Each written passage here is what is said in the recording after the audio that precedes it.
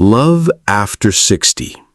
If a man has these 4 bad habits, never marry him, or you'll regret it. Welcome to Wise Life After 60. So grateful to have you here. Marriage is a magnifier. It either magnifies the good or it magnifies the misery. But one thing it never does is fix the issues that already exist. Many women, even wise women in their 60s and 70s, have learned this the hard way.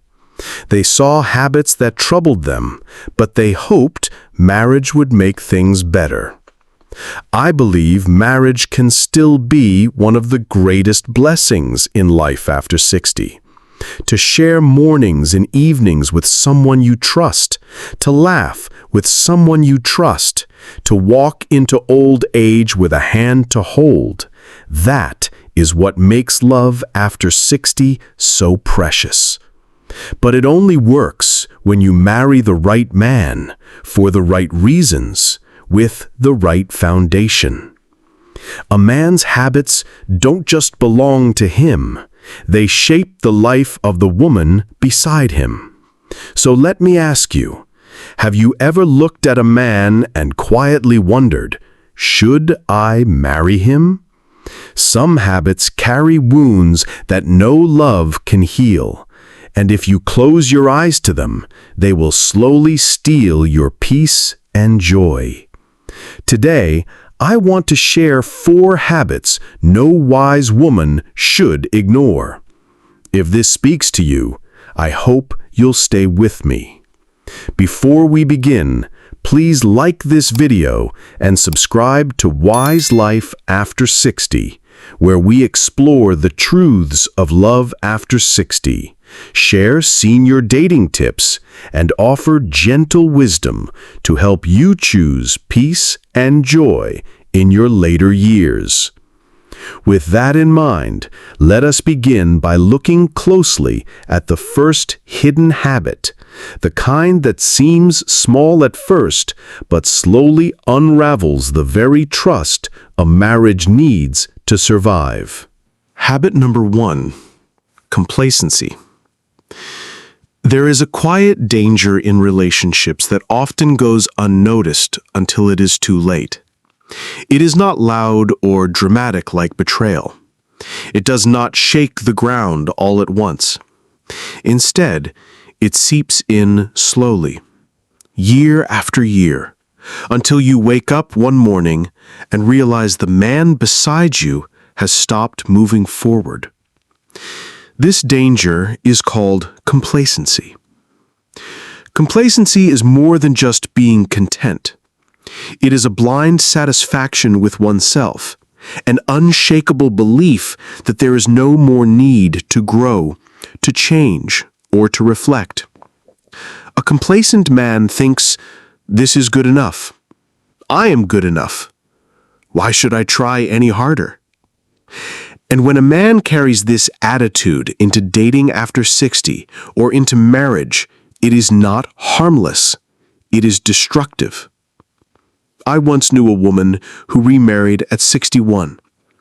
She was full of life, curious about the world, excited to try new hobbies, to travel, to keep learning. Her husband, however, had no interest in growth.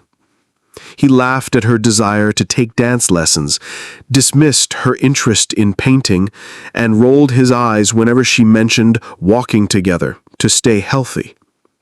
At first, she thought, "This is just who he is. I'll inspire him over time."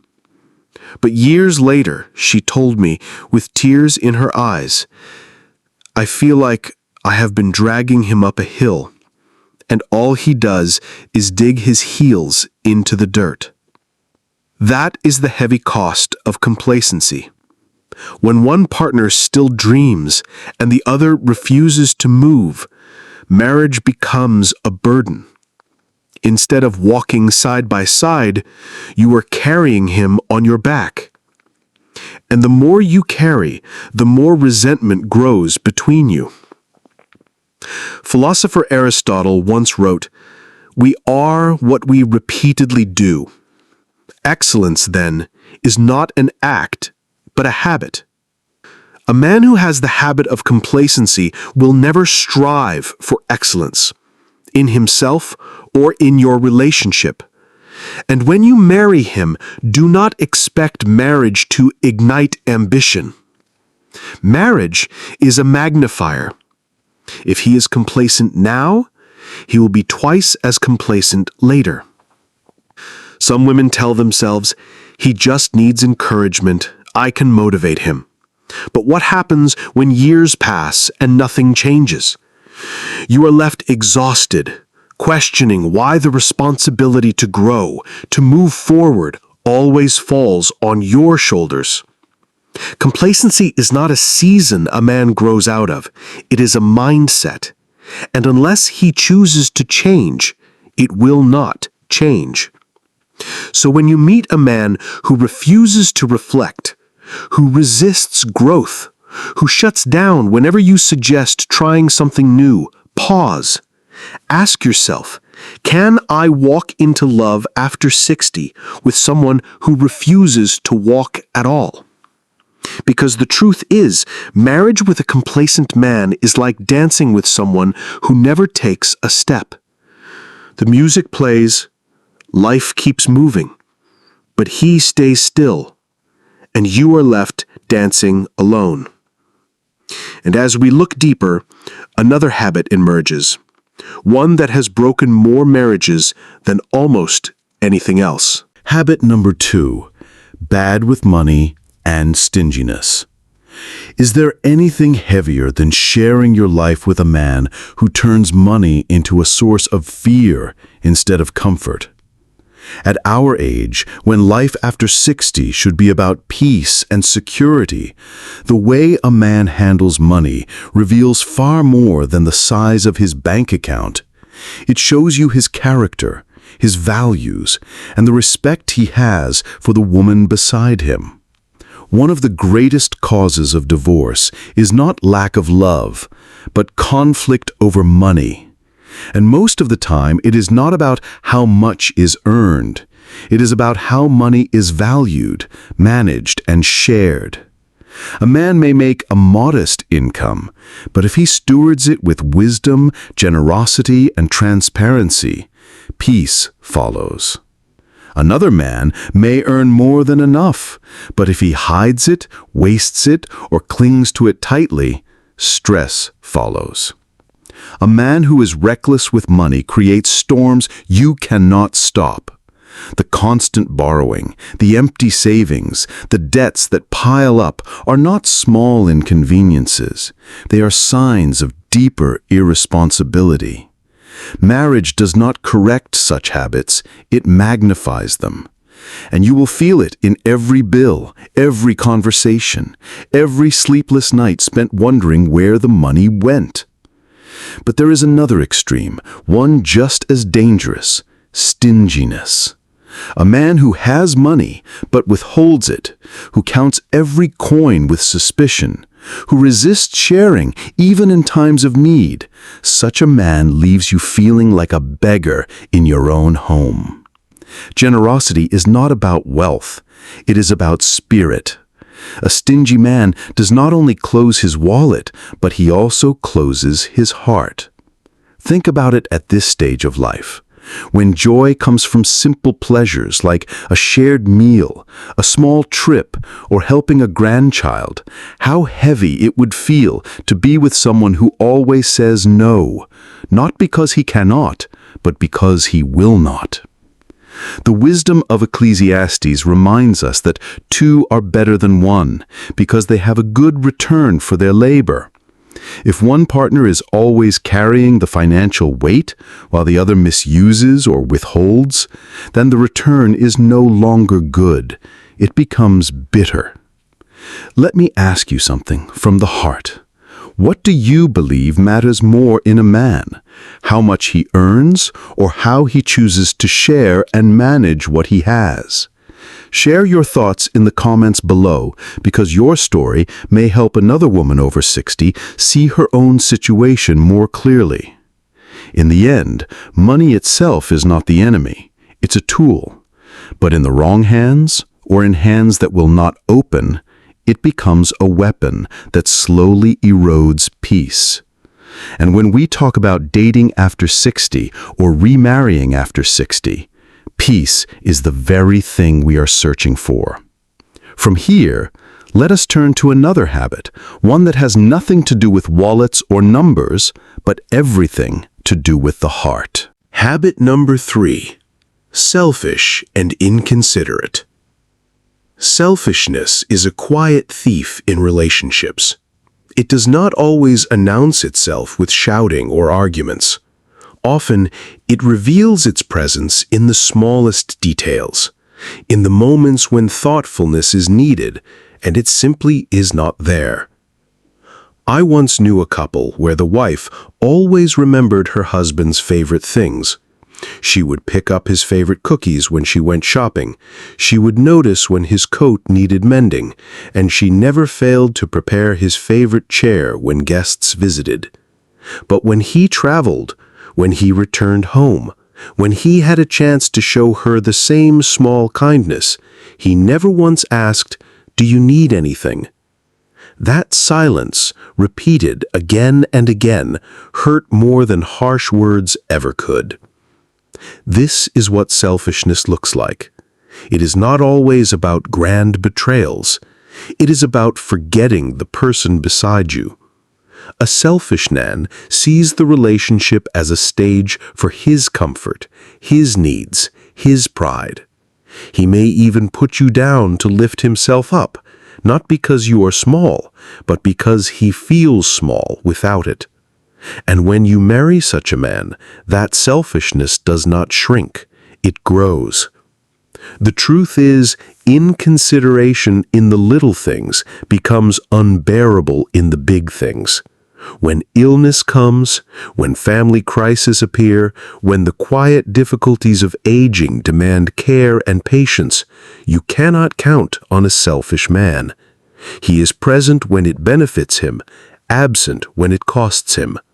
And by the time you see this pattern, the damage to your spirit may already be deep. The poet Rumi once said, "The garden of the self grows only when watered with love for another." A selfish man does not water the garden, he drains it.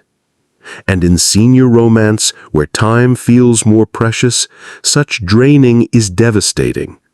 You deserve to spend your later years with someone who looks outward, who notices when you are tired, who asks how you are feeling, who remembers that love is a two-way gift. Some women, especially in dating after 60, convince themselves to overlook selfishness because they fear loneliness more than neglect. But loneliness in marriage is far heavier than loneliness alone.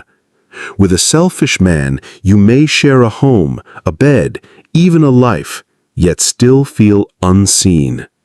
That is a wound no companionship can heal. If a man shows you that his world revolves only around himself, take him at his word.